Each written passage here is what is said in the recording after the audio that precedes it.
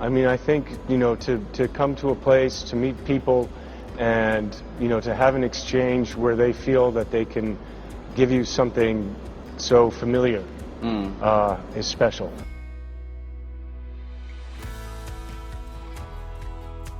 It was exciting. It was, the director, Jan de Bont, had a real ambition to create a film with energy, something that had a kind of humor to it, accessibility. It turns out the director, Jan de Bont, was the cinematographer on the first Die Hard. So he was the one filming, Bruce Willis in Die Hard, and then he wanted to direct, and Speed was that film. So for me, it was fun. We got to do training, got to play with guns. I left home when I was 17, 18. I drove from Toronto, Canada to Los Angeles when I was 20, and moved out of my home when I was 18. So the beginning had, I could take care of myself as a teenager. When I moved to the States, I had some family, and I had a lot of rejection. The red pill to me is a kind of a symbolic taking up of the torch of trying to understand, and to, in a way, there's an idealism to it. It's almost like, to me, the red pill represents the best of who we can possibly be, to ourselves and to other people, to all sentient beings, to nature, everything. To be in pictures, to be in movies, to be in films, to be in cinema. But first I had to get an agent or a manager, and in my case it was a manager, Erwin Stoff. Without all of your belief and support, without all of what you did for me, I would not be here. Literally, I would not be here. So thank you. I am forever grateful. And I started to do some commercials. I sold some cornflakes, I sold some Coca-Cola, and I did a couple of films.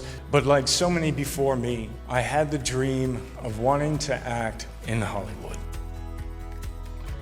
So I started studying. So I was taking classes. I was very young, very motivated. I was doing Uta Hagen's Respect for Acting, Stanislavski Method. I was working with Second City improvisation. I got kicked out of a performing arts high school after my first year. Not for bad acting, but trouble with authority. But I got my first agent by playing Mercutio in Romeo and Juliet at a Jewish community center. These ideas put into a story like this before. I mean, just the idea of the Matrix itself as a model of an alternate reality. To then have a lesson of like how to confront our own reality and question it. I know I'm a pretty simple guy. Ever since I was a young kid, I wanted to act. I started professional acting when I was 15. I've been really lucky to have the chance to have a career. I don't know, I just have always tried to keep it simple.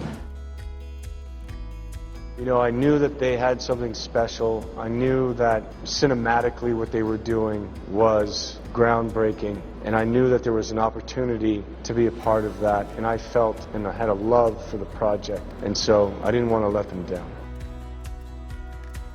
Since I was a child, I was always asking why. It used to drive everyone around me crazy, because it was like, why and how come? Once I started working in making movies and acting in that format, I was always really curious about, where the camera was going, what was the lens doing, and also in terms of what everybody else was doing. Films for me are like a photo album, or looking at pictures that you have, because you're looking at your past. You're looking at the experiences that you've had, and so it's like if I'm watching a film, it's like I remember that day.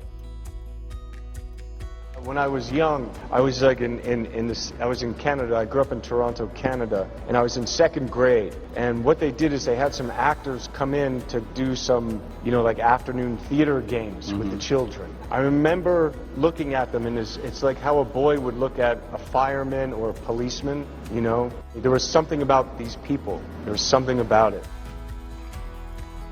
I started acting when I was 15 years old in Toronto, Canada. And I traveled in my first car when I was 20 years old across the country to Los Angeles, California, to Hollywood, with a dream, that dream. I don't know, I find in my career, I've had a lot of people disagree with me, but I'm okay with that. And I think, I think that's part of the collaboration. It's like, I have to understand what you're thinking and feeling. If you're acting in the piece, if you're the production designer, it's this collaboration of ideas. And as long as you know that I'm always right.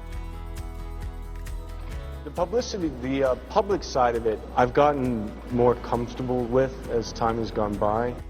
It was something that was always, I remember, even after River's Edge, going to get an ice cream, and the guy was like, and I got my money out, and he was like, it's on me. And I was like, what? And he's like, River's Edge. And I was like, cool, okay, man, thanks. Simple, lovely things like that from a film touching someone. Those interactions are great. I was very self-motivated when I was in school. I was taking acting classes at night. I was going to summer stock theater. I was doing community theater. I was enjoying it, but it was a kind of, I don't want to use the word calling. I don't know if it was destiny. It was just what I wanted to do.